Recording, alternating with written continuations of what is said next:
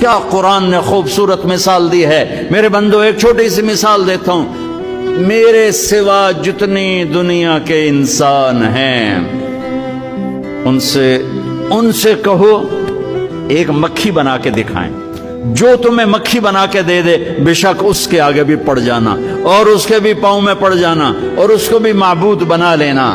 اور اگر ساری کائنات کے انسان، انبیاء، شہداء، اولیاء، صدیقین، واعظین، ناصحین، سائنسدان ایک مکھی تو کیا مکھی کا پر نہیں بنا سکتے، تو پھر مجھے چھوڑ کے کیوں بھاگتے ہو؟ کیا قرآن نے خوبصورت مثال دی ہے۔ میرے بندو ایک چھوٹی سی مثال دیتا ہوں، میرے سوا جتنی دنیا کے انسان ہیں ان سے کہو ایک مکھی بنا کے دکھائیں، جو تمہیں مکھی بنا کے دے دے